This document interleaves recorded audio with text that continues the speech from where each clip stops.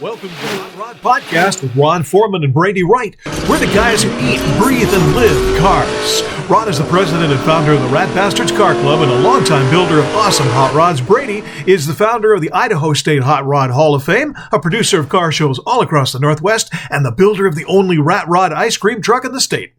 Hey, Brady Wright, the Hot Rod Podcast here. My co-host Ron Foreman is otherwise engaged tonight. However, we have a real special guest. Her name is Ann Carl, and she is one of the big cheeses of the Rockstar Wheelers Car Club. They do all kinds of fun stuff we're going to find out. But the topic of the show is, as has been for the last 4 or 5 shows, we're talking with car clubs about how they're dealing with the challenge of, a lot of people in the car hobby are aging out, or at least getting older, and new people coming in sometimes have a challenge to get involved and be brought in because not everybody can afford, one of the old-time classics. So we're going to talk with Ann and see what her club is doing about that in just a moment.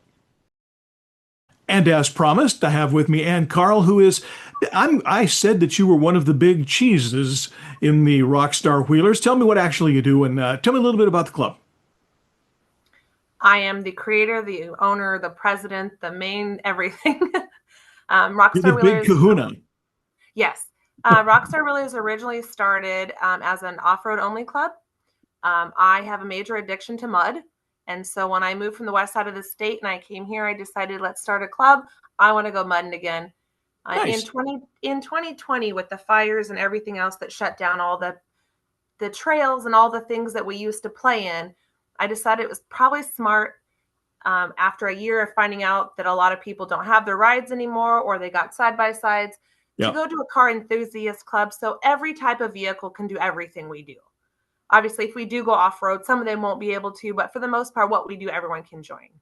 That's great. So I know that we see each other at least once a month because we go to the INCCC meetings and see each other there. I know that usually sitting with your group, there's a fellow who runs a lowrider club, or at least a group, and great guy. I'm hoping to get him on the show too, but I'm pretty sure he's not taking that off road.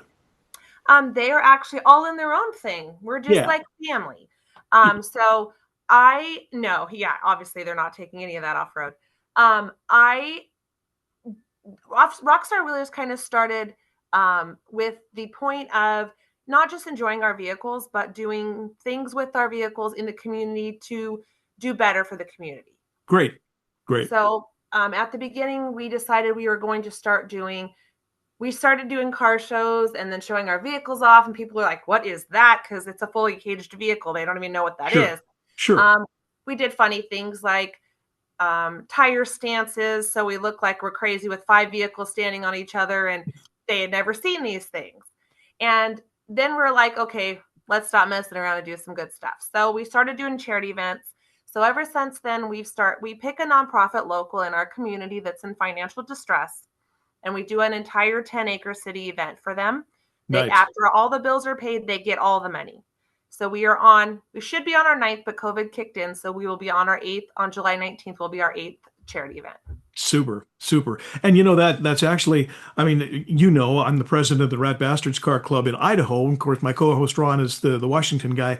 There's 2 chapters over there. And that's actually our mandate as well. We're well known and famous for, hey, let's find out if somebody needs any help. We'll do a car show for you and we'll give you all the money. That's what it is. And it kind of brings me to the point of the show. There's a lot of people who are you're aware of this, of course.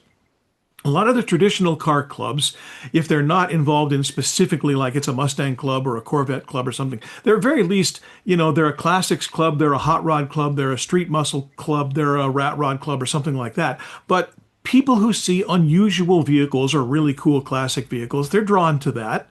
And they're going to come in, and the challenge that I've been finding, and we've been talking about now for quite a while, is that younger people come in, because let's face it, it's a discretionary income kind of hobby. Nobody drives their classic or their high wheeler, to and from work every day. They're a little bit prohibitive with that. Some people do, but but not much.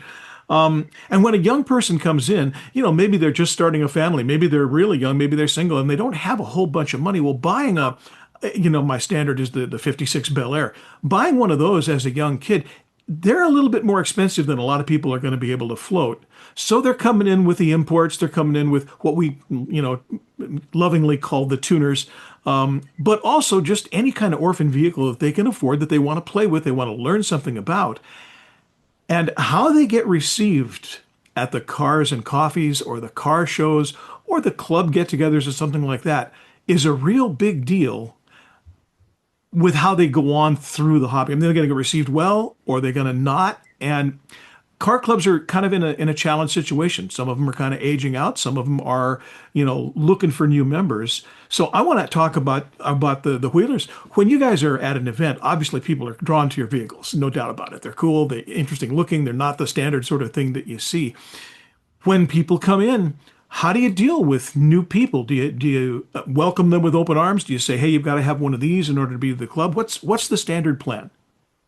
For me, I'm pretty much like, if you have an engine and tires, I welcome you. When I have my own personal shows, it actually says that on my flyers. If you have an engine and tires, you're more than welcome to pay the fee to participate. Um, I obviously, with my truck being the 1960 monster truck that I built, I'm Subtle, very subtle. yeah, right.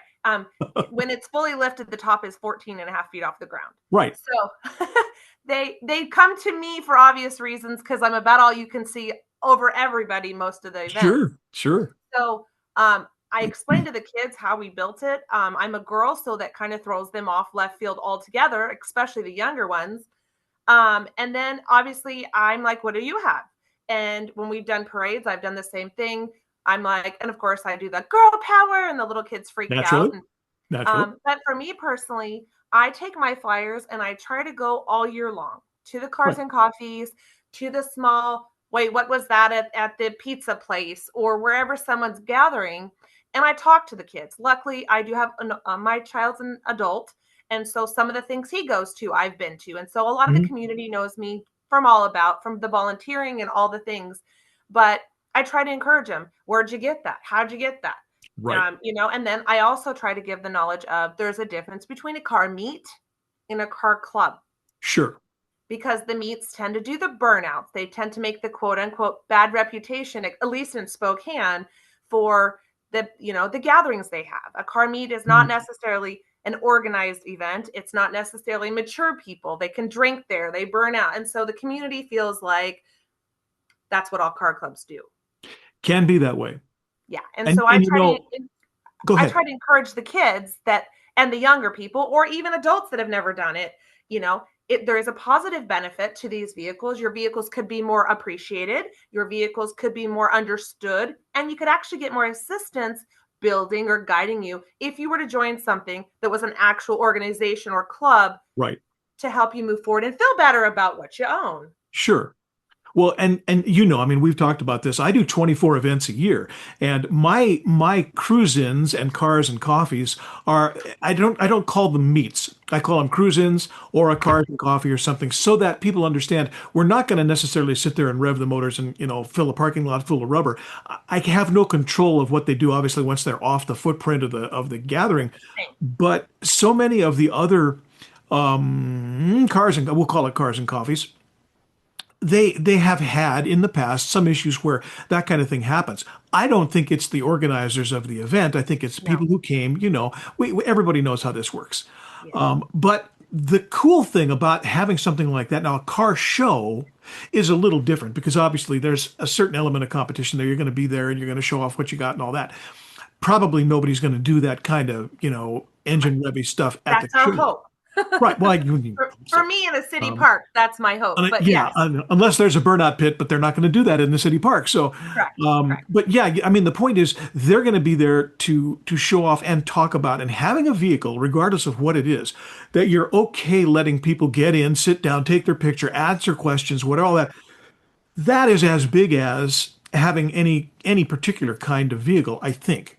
Now, Yeah. you and I have both talked with all kinds of people who come and say, what do you got there? Or a younger person. I mean, I'm talking about a high school or junior high kid. Is it junior high anymore? It's middle school these days. I don't know. Yeah. I'm way past middle school. I think it depends where you're at because I'm from the west side of the state and we were still in junior high and Yeah.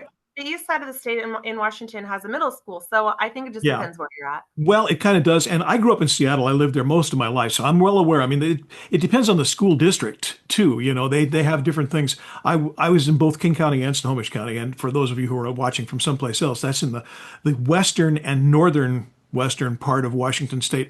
And it's a different it's a Whole different kind different of world. place. That's a whole other show that we can do at some other time. Well, I want to talk about some of the goals and things that your club has, and some of the ways that you welcome people in.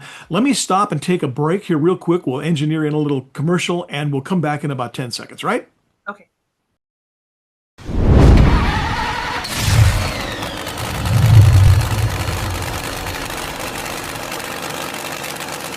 There's a great new family-oriented nonprofit car club in Idaho.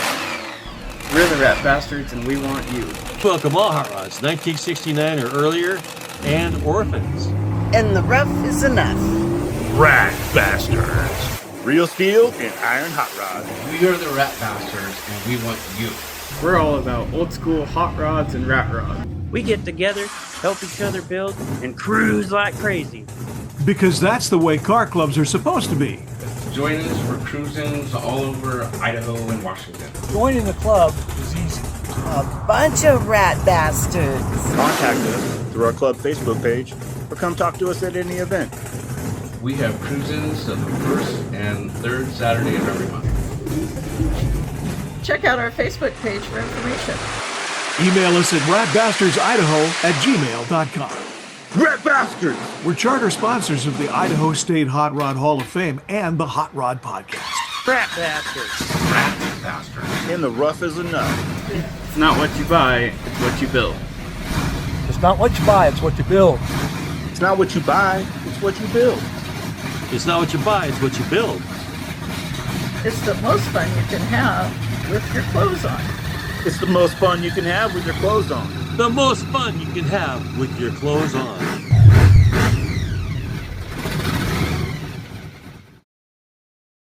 So before the break, we were talking a little bit about car clubs and how they deal with new members, and specifically now. I'm gonna bust you a little bit, but I'm doing it in good humor. Of all of the events that I do, I mean, not a ton of them, but I do a bunch. Basically every other week I do an event. I don't remember seeing you very often at some of my events, Anne. Come on now. You're absolutely 1000% correct. Because my goal is to build something I could put a key in and drive.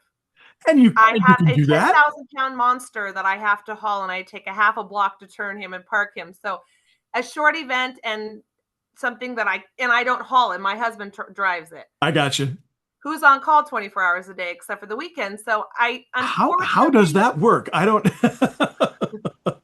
So I unfortunately am very limited to where and when I can take him. But that is the goal. I am building a little friend in the garage that will also be left field, and I'll also probably get picked on. But that's okay. Well, I'm gonna poke you with something when we're done. I got an announcement for you. This show may run anytime. It's going to be on the net forever. But there's something coming up in a short amount of time. I'm specifically inviting you to, but we'll talk about that later.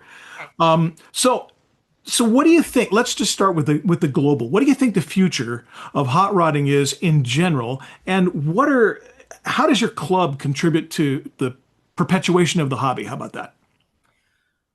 Hot rods themselves, I think, as we know them per se, obviously are fading off. I think a lot of kids, if their parents are not already current or ever were, if they weren't taught at a young age, or maybe right now, I think it's like the borderline of appreciation to the value physically, financially, and emotionally to what these things were and historically on how they became famous and all the things, I think they're going to fade off. I sadly think that it's going to be, like my 1960 vehicle that I saved from being in the crusher at the junkyard. I think that's where they're going to go if we don't start teaching them this is real metal. This is how this was built. This was the originalities. And so, I get both. I get, oh my God, what is that? And what a waste of money. And so well, I think that's the key is showing them that $1 is $1 and it doesn't matter how you structured it. It's the fact that it's yours and you put that money and time into it. I tend to agree with you. And there are, I don't know that people modifying their vehicles is necessarily going to go away. It's going to look different Sure. because the vehicles look different, obviously. And there are some states that have some pretty restrictive upcoming regulations about old cars. Washington had a big thing that we are all aware of, and I'm not going to go into it right now. But they're kind of conscientiously making it more difficult to drive an older vehicle, whether it's insurance or road rules or whatever it is. That's kind of disheartening because half the fun of being a young person with a short budget is taking a car and making it yours, however that looks.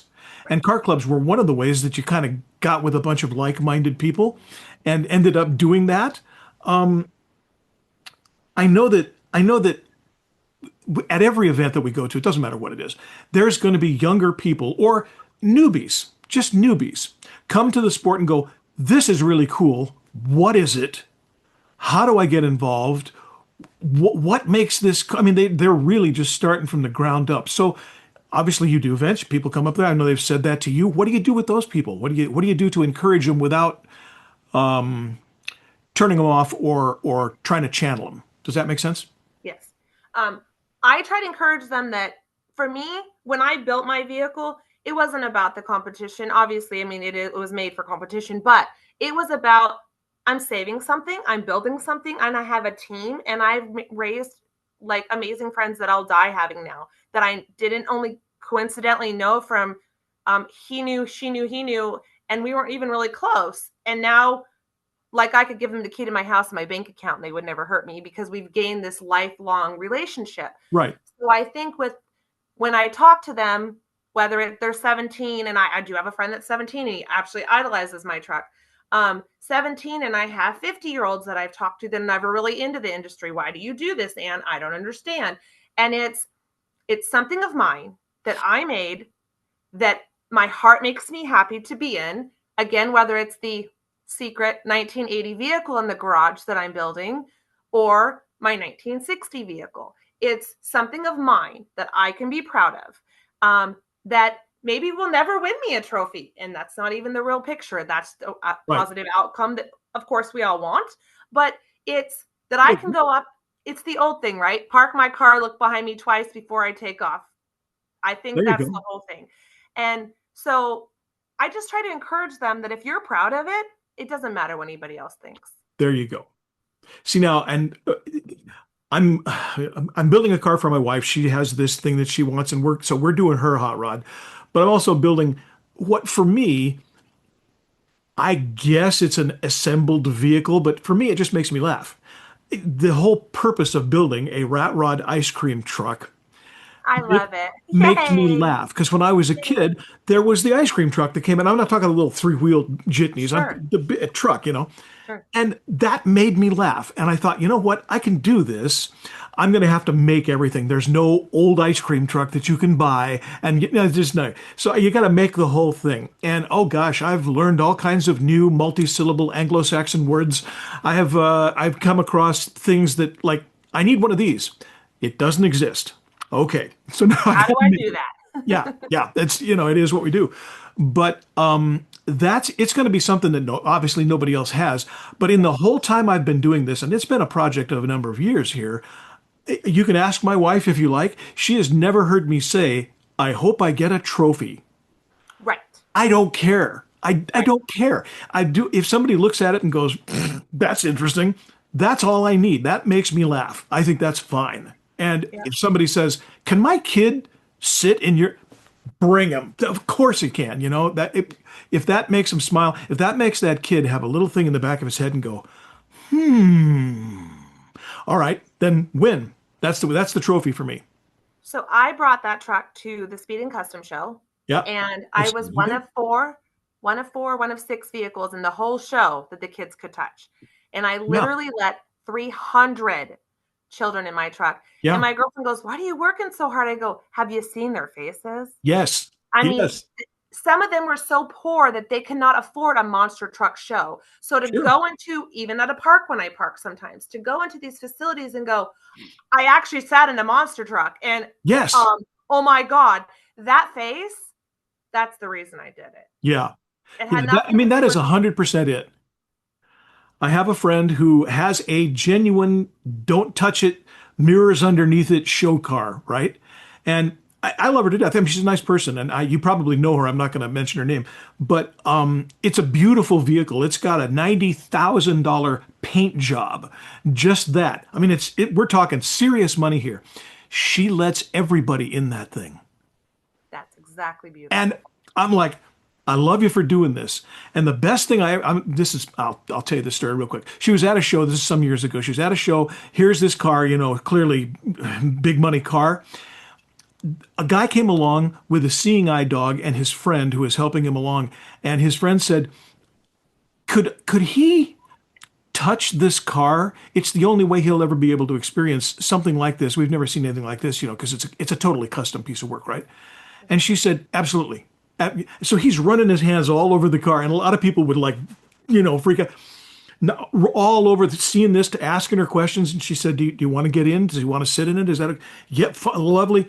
This took like 40 minutes at a show, and I just loved her to death to hear that story. That's a great thing to do. How much did you tamp down your ego about your car to let somebody do something like that? And what is that experience going to be for them for the rest of their life? Well, I have a I won't call her my stalker, but I have a little girl who is, we'll just say, my new fan. Okay. I was at a car show last year, and again, I park on the corner to draw all the attention. Sure. Oh my gosh, what is going on down there?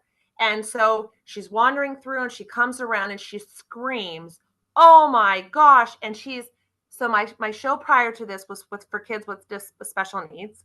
Okay. And so 3 months later is where I'm parked, and here she comes running, and she runs up to the truck, and she's hugging my 49-inch tire. That's great. Screaming, That's great. "Oh my God, this is beautiful." And she looks at me, and I go, "Do you want to get in?" And she looks at her mom. She's like, "What?"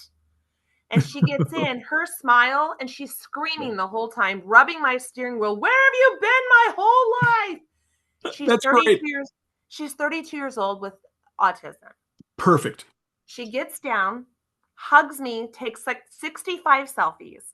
Wow. Now, here's 4 months down the road. I'm at the fairgrounds, and I get mowed over sideways.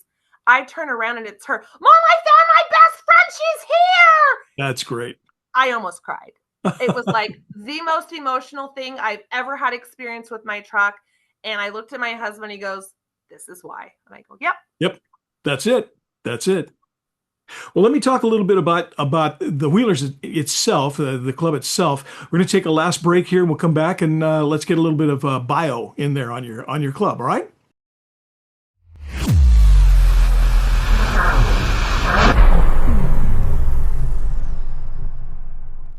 The Idaho Hot Rod Hall of Fame is the only nonprofit organization that rewards men and women who actively promote the hot rod community, clubs, and builders all over the state of Idaho. Each year at our September awards banquet, we award a Hot Rodder of the Year, a Young Rodder of the Year, and Car Club of the Year, as well as giving out scholarship money to students in the auto trades programs at local colleges. If you want to nominate an honoree, go to idahof.org, our website, or you can email us or message us through our Facebook page.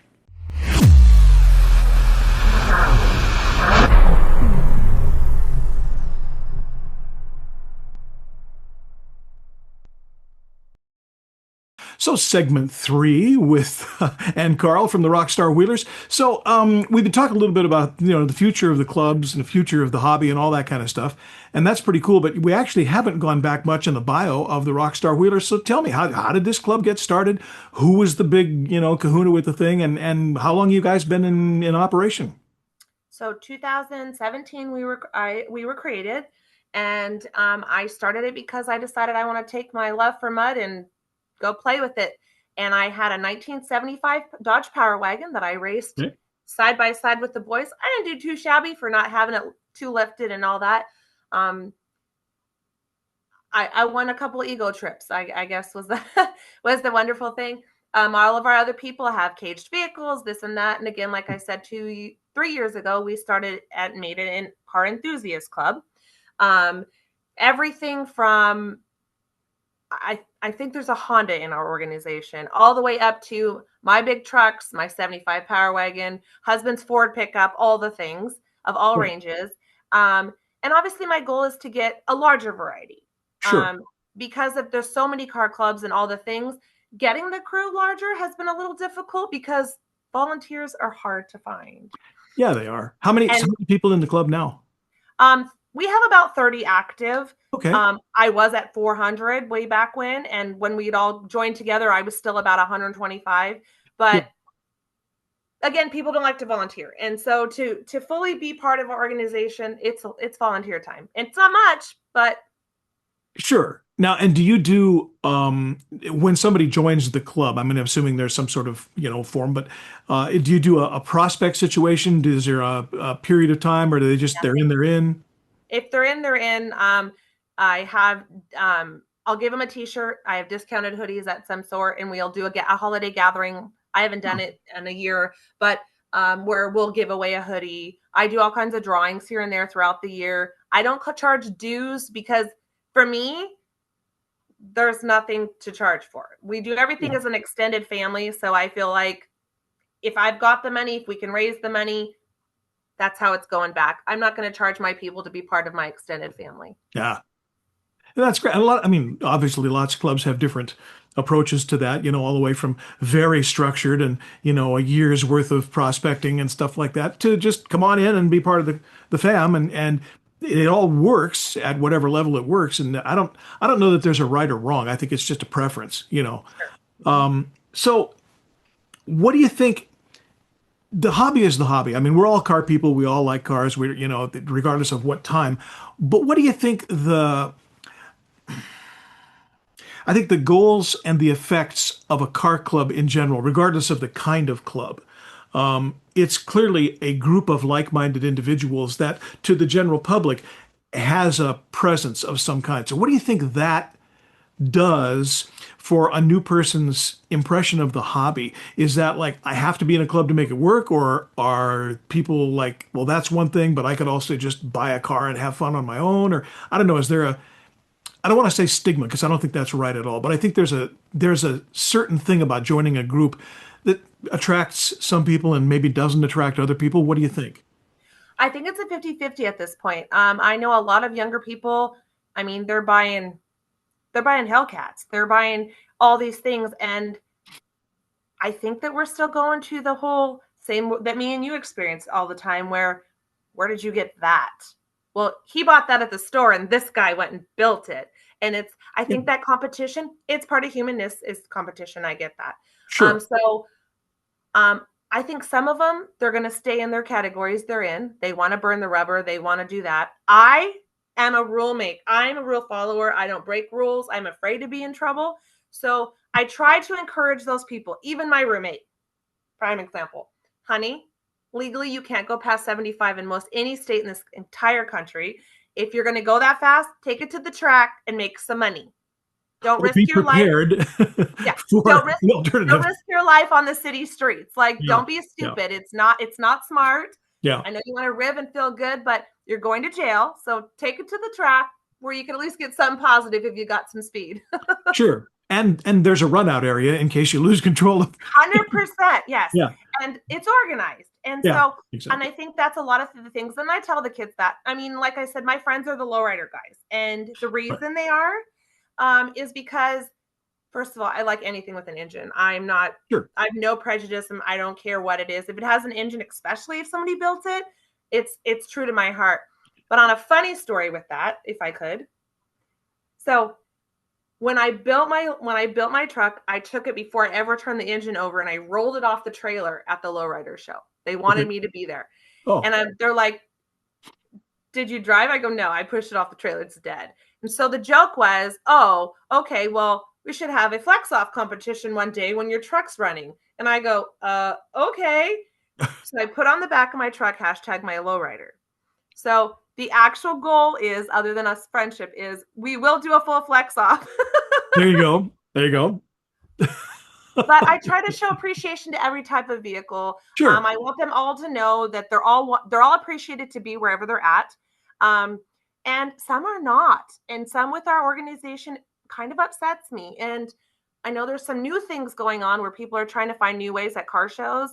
And personally, I'm having a hard time understanding and dealing with that. So I'm being more particular New of where ways. we're going. I'm missing what you're saying. New ways at what? They're finding comedy at the car shows. The people throwing the shows are,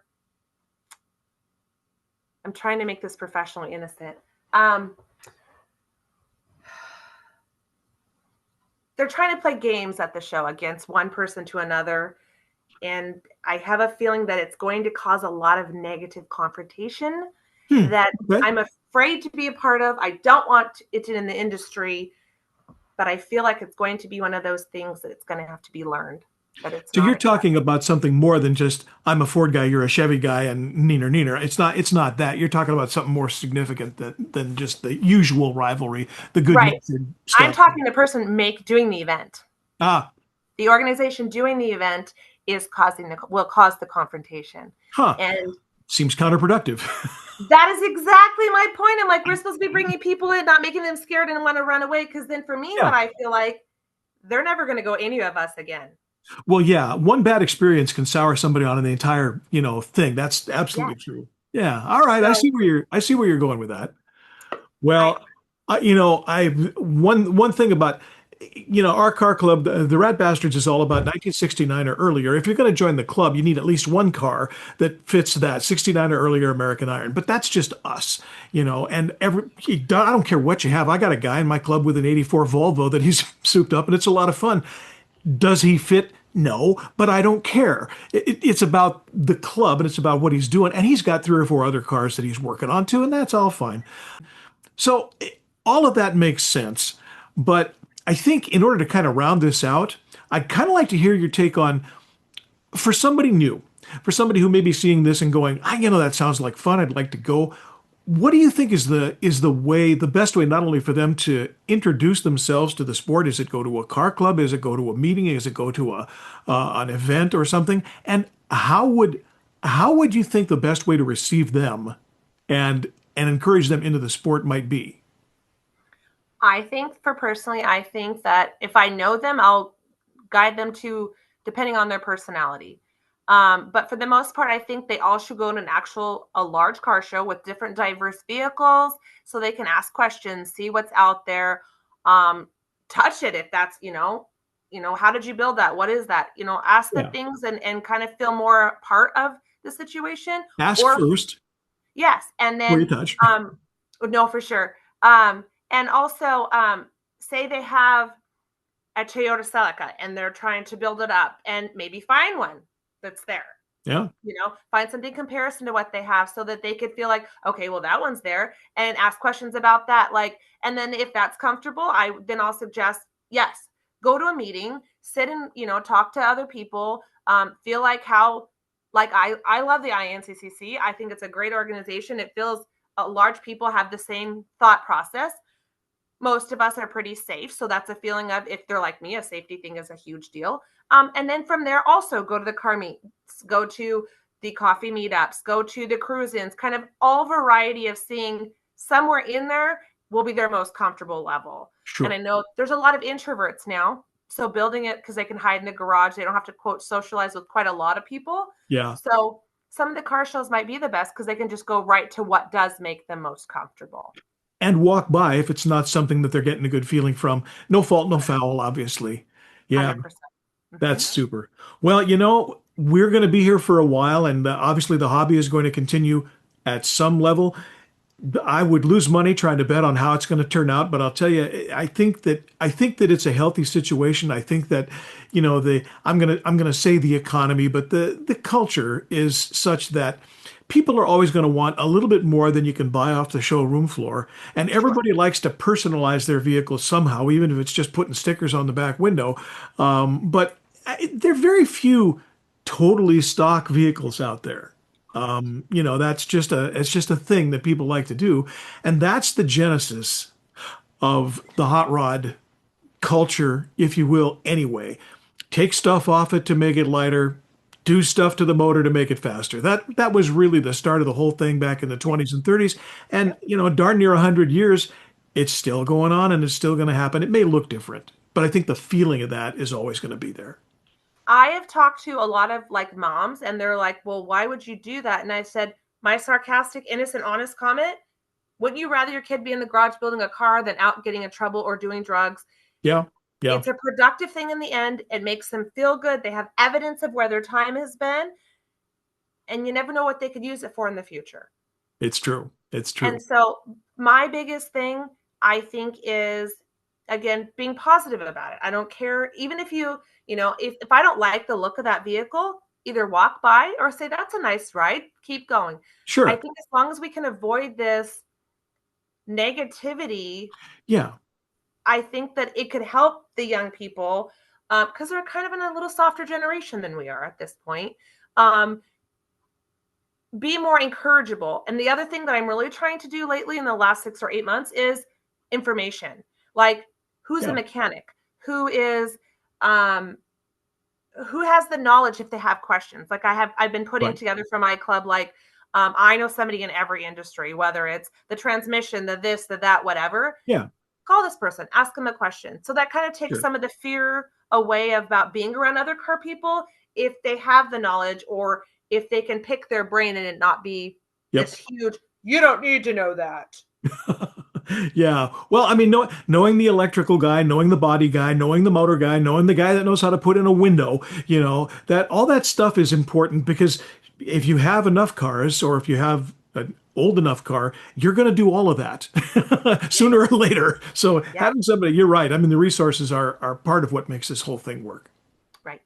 And I really appreciate you taking the time. We're just about done, so let me just do this. Ann Carl has been with us here on the Hot Rod Podcast. She is the big cheese and major kahuna of the Rockstar Wheelers, a club in Spokane, but all over the Inland Empire. And a great bunch of folks. You will see them at car clubs and car shows and cruise-ins and cars and coffees and stuff all over the place. And if you have a charity that needs some money, probably she'd be a good person to get in touch with. I'm looking for my next year's event. So there you go. All right. If you're a nonprofit in trouble, let me know. Perfect. And we're going to put your contact information on the bottom of the screen here. In fact, it's right there now. And that way, if people want to get in touch with you, they can. Thank you. So thanks a whole bunch. We will be back to doing this again next week with a new group. Stay with us, and thanks for watching the Hot Rod Podcast.